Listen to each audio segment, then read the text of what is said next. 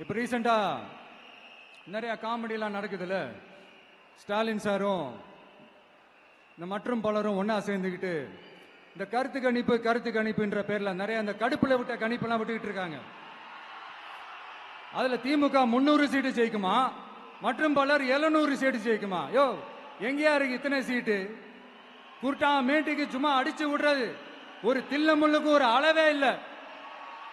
40 வயசுக்குள்ள இருக்கிறவங்க மட்டும்தான் விஜய்க்கு ஓட்டு போடுவாங்களாம். 50 வயசுக்குள்ள இருக்கிறவங்க மட்டும்தான் இந்த விஜய்க்கு போனா போதுன்னு ஓட்டு போடுவாங்களாம். இந்த 40 வயசுக்குள்ள இருக்கிறாங்களா இந்த ஓட்டர்ஸ், அவங்களாம் ரொம்ப கம்மியா. ஆனா இந்த 50ல இருந்து 80 வயசு வரைக்கும் இருக்கிறாங்களே அந்த ஓட்டர்ஸ் ரொம்ப ஜாஸ்தியா. ஆனா அவங்க யாரும் விஜய்க்கு ஓட்டு போட மாட்டாங்களாம்.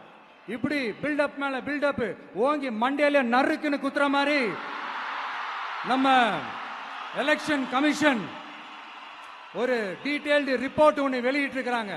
அதுல 40 வயசுக்குள்ள இருக்கிற அந்த ஓட்டர்ஸ் 2,37,00,000 சொச்சமா. அதுல 50 வயசுக்குள்ள இருக்கிறவங்களையும் உள்ள சேர்த்துக்கிட்டீங்கன்னா 3,65,00,000 சொச்சமா. அந்த 3,65,00,000 சொச்சத்துல 50 வயசுக்குள்ள இருக்கிற நம்மளோட அக்கா தங்கச்சிங்க மட்டும் எவ்வளவு தெரியுமா? 1,77,00,000 சொச்சமா. எங்கடா போனீங்க கடுப்புல விட்ட கணிப்பாளர்களே? எங்க போனீங்க?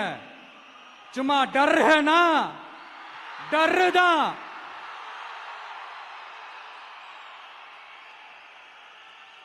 இந்த கடுப்புல விட்ட கணிப்பாளர்களுக்கு ஒரே ஒரு கேள்வி.